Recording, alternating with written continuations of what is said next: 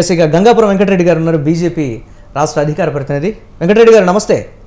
నమస్తే. నమస్తే, చెప్పండి. భారతీయ జనతా పార్టీ ఇతర అంశాలకు సంబంధించి ప్రశ్నించేటువంటి పరిస్థితులు తగ్గినాయి అనేటువంటి ఒక విమర్శ, దీనికి తోడు దానం నాగేందర్ వ్యవహరించినటువంటి తీరుకు సంబంధించి కూడా ఎక్కడ ఆ స్థాయిలో వాయిస్ వినిపించి ఎస్ పార్టీలు ఏదైనా కానీ మహిళా సభ్యుల పట్ల కానీ లేకపోతే సభలో ఈ విధంగా మాట్లాడాల్సినటువంటి పరిస్థితి ఎందుకు వచ్చిందనే దానికి సంబంధించి కూడా ఎక్కడా బాహాటంగా గట్టిగా మాట్లాడినట్టుగా లేదు అనేటువంటి కొన్ని విమర్శలు.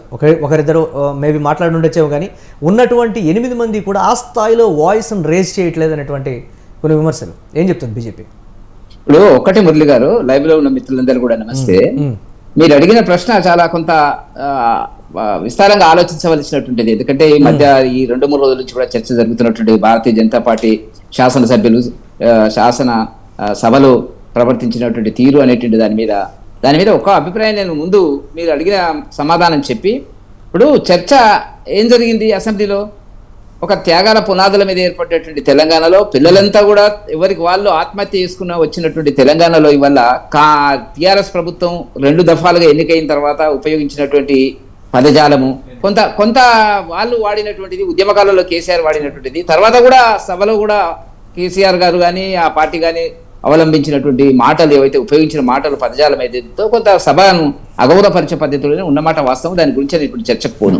కాకపోతే ఏంటంటే మొన్న రేవంత్ రెడ్డి గారి కాంగ్రెస్ ప్రభుత్వం ఏర్పడిన తర్వాత ఒక ప్రజాస్వామ్య స్ఫూర్తితోని ప్రజాపాలన అని చెప్పుకుంటున్నటువంటి రేవంత్ రెడ్డి గారు మొట్టమొదటి బడ్జెట్ సమావేశాల్లో ఏ రకంగా వెళ్ళిన ఈ సభలు అనేటువంటి దాన్ని ఆలోచించడం జరిగినప్పుడు ఏ ఒక్క ప్రజా సమస్య మీద కూడా వారు మాట్లాడలేదు. నిన్న నేను చూశాను, పొంగులేటి శ్రీనివాసరెడ్డి గారు రెవెన్యూ మంత్రి ధరణి మీద మాట్లాడినప్పుడు గత ప్రభుత్వాన్ని తిట్టడం, విమర్శించడం అయిపోయింది. వాళ్ళని ప్రజలు రిజెక్ట్ చేసినారు, వాళ్ళని ఏమో మూల కూర్చుండబెట్టినారు, అవి చెప్పాడు తప్ప పరిష్కార మార్గాలు ఏం చెప్పలేదు. ఇప్పుడు కూడా సమస్యలు సెటిల్ కాలేదు. నేను ప్రాక్టికల్ గా చూస్తున్నాను, మా తహసీల్దార్ ఆఫీస్కి వెళ్తుంటారు, 2 రోజులకు ఒకసారి వెళ్తుంటారు, ప్రజలకు తండోపతండాపాలుగా వస్తున్నటువంటి పరిస్థితి. అదేవిధంగా చాలా సమస్యల మీద, వ్యవసాయ రంగానికి సంబంధించినటువంటి సమస్యల మీద కానీ ఏదో ఒక రుణమాఫీ చేసినామని చెప్తున్నారు, కానీ అక్కడ ఇప్పుడు ఈ ప్రాంతంలో ముఖ్యంగా రంగారెడ్డి, మహబూబ్నగర్ ఈ ప్రాంతం లోపల కొంత కరువు పరిస్థితులకు మనకు కనపడుతున్నటువంటి చర్చ చేయలే. నిరుద్యోగ సమస్య మీద ఏదో టేబుల్ ఒకటి ఇచ్చినారు, ఒక షీట్ ఇచ్చినారు, దాని కింద ఎవరు సంతకం లేదు. మీరు జాగ్రత్తగా చూస్తే నాకు కనపడుతుంది చెప్పండి. ఇచ్చినటువంటి ఏదైతే షెడ్యూల్ ఉందో ఇచ్చినటువంటిది మామూలుగా దాని మీద ఎక్కడ ఎవరు సంతకం లేదు, ఒక ప్రకటించినారు, చేసినారు. సరే, అది ఏం చేస్తారో చూద్దాం. నేను అంటున్నది ఏంటంటే ఈ సభల్లో శాసనసభ్యులు తమ యొక్క నిగ్రహ శక్తిని కోల్పోయి వాడుతున్నటువంటి భాషా ప్రయోగం ఏదైతే ఉందో అసభ్యకరంగాను జుగుప్సాకరంగాను ఉన్నది అనేటువంటిది మాత్రం చెప్పక తప్పదు.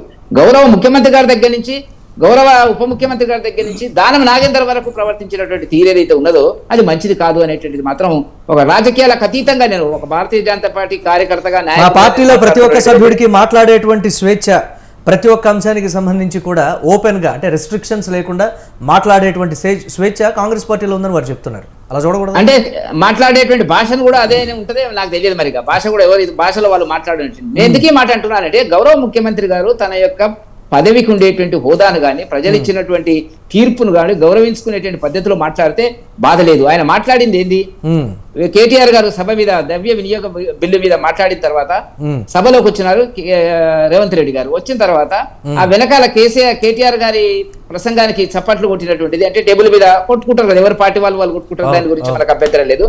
ఆ సందర్భం లోపల కేటీఆర్ గారిని ఉద్దేశించి రేవంత్ రెడ్డి గారు మాట్లాడినటువంటి భాష ఏదైతుందో, నీ వెనకాల ఉన్న అక్కలు ఇక్కడ ముంచి అక్కడ తేలారు అనేటువంటిది, ఆ భాష ఒక మహిళా సభ్యుల గురించి అసందర్భంగా మాట్లాడడం అనేటువంటిది మంచిది. దానికి కారణం ఏంటి అనేది చెప్పడం మరింత ఆశ్చర్యకరంగా ఉంది. రేవంత్ రెడ్డి గారు ఏం చెప్పారు, గతంలో నేను జాయిన్ అయినప్పుడు సబితక్క మరి పార్టీలోకి రానది, నేను నీకు మద్దతు ఉంటానది, మల్కాజిగిరికి మద్దతు ఇస్తానది, లోపల వెళ్ళిపోయింది, నాకు మోసం చేసింది అనేటువంటిది ఇది వ్యక్తిగతమైన అంశం అండి. నువ్వు పార్టీకి సంబంధించినటువంటి అంశాల గురించి సబితా ఇంద్రారెడ్డి గారి మధ్యన కానీ రేవంత్ రెడ్డి గారి మధ్యన కానీ ఉన్నటువంటి అంశాలను మీరు ప్రజల చర్చకి ఎట్లా తీసుకొస్తారండి?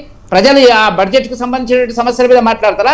రాజకీయం మీకు ఉండేటువంటి వ్యక్తిగత కక్షలను, ద్వేషాలను, కారుణ్యాలను, మరి పగను తీర్చుకోవడానికి మరి ఆ సభను ఉపయోగించుకునేటువంటి పరిస్థితి అది మంచిది కాదు అనేటువంటి మాత్రం చెప్పడం జరుగుతుంది. తర్వాత మరుసటి రోజు కూడా రేవంత్ రెడ్డి గారు మాట్లాడింది, మురళి గారు, కేటీఆర్ మేము ఏమైనా రక్షణ చేస్తారేమో అనుకుంటారు, ఆయన సొంత చెల్లెలు జైల్లో ఉంది, పట్టించుకోలేదు, మీరెందుకమ్మా అనేటువంటి దాని కింద ఇది 2 రకాలుగా మాట్లాడుతున్నాడు. కేటీఆర్ ఒక మాట చెప్తున్నాడు, మళ్ళీ ఈ శాసనసభ్యులకు సునీతా లక్ష్మారెడ్డి గారికి, మళ్ళీ సబితా ఇంద్రారెడ్డి గారికి ఆ రకంగా మాట్లాడడం మంచిది కాదండి. ముఖ్యమంత్రి గారి యొక్క స్థాయి తగ్గిపోతుంది దానివల్ల. ఏం ప్రయోజనం చెప్పండి?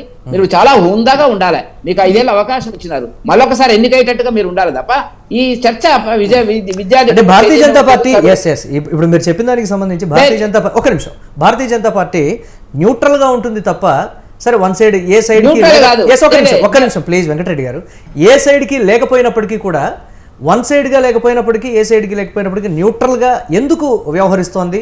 సానుకూలంగా ఒక మెతక వైఖరితోటి ఎందుకు సభని నెట్టేస్తుందా? లేకపోతే సభలో మేము ఉన్నాం అనేటువంటి ఒక భారతీయ జనతా పార్టీ ఉంది అనేటువంటి రీతిలో ఉన్నటువంటి ఆ 8 మంది బలం పెరిగినటువంటి 8 మంది సభ్యులు ఎందుకు మాట్లాడట్లేదు? సభకు సంబంధించినటువంటి అంశాలా, లేకపోతే నేతలు మాట్లాడుతున్నటువంటి అంశాలా, లేకపోతే వ్యక్తిగత అంశాలు, ఇతరత్ర ఏదైనా కావచ్చు, ఎందుకు ఆ స్థాయిలో సభలో వాయిస్ రేజ్ చేయట్లేదు అనేటువంటి ఒక ప్రశ్న. ఏం చెప్తుంది బీజేపీ? ఇప్పుడు ఇవాళ మా శాసనసభ ఉపపక్ష నాయకుడు వెంకటరమణారెడ్డి గారు మాట్లాడినారు. మీరు ఒక గంట సేపు మాట్లాడు, చాలా విషయాల గురించి చెప్పినారు. నేను మళ్ళీ వాటి గురించి మాట్లాడాను. కానీ మేము భారతీయ పార్టీ జనతా పార్టీకి సంబంధించినటువంటి శాసనసభ్యులు సభలో చాలా జాగ్రత్తగా గమనించినారు. అటు టీఆర్ఎస్ కాంగ్రెస్ రెండింటి మధ్యన ఉండేటువంటి పరిస్థితి ఏదైతే, చర్చ ఏదైతే ఉందో, వాడుతున్న భాష ఏదైతే ఉందో, ఒకరి మీద ఒకరు మాట్లాడడం ఏదైతే ఉందో, సభలు తప్పుదోవలు పట్టించడం ఏంటంటే మీరు దొంగలు అంటే మీరు దొంగలు, మీరు తప్పులు చేసింటే మీరు తప్పులు చేసిన అనే పద్ధతుల్లో జరుగుతున్నటువంటి వాటిని మేము జాగ్రత్తగా గమనించినాము.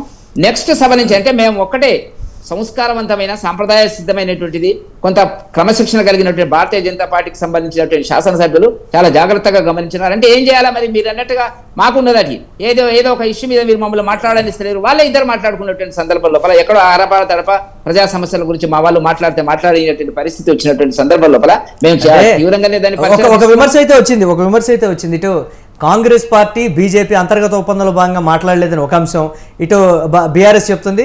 కాంగ్రెస్ పార్టీ ఏం చెప్తుందంటే బీఆర్ఎస్కి బీజేపీ అంతర్గత ఒప్పందం ఉంది కదా, అందుకే వాళ్ళు ఏం మాట్లాడట్లేదు, అందుకే సైలెంట్ అయిపోయారు అనేటువంటి కొన్ని విమర్శలు సామాజిక మాధ్యమాలు అయితే వస్తున్నటువంటి పరిస్థితి ఉంది. మాట్లాడదాం వెంకటరెడ్డి గారు దీనికి సంబంధించి.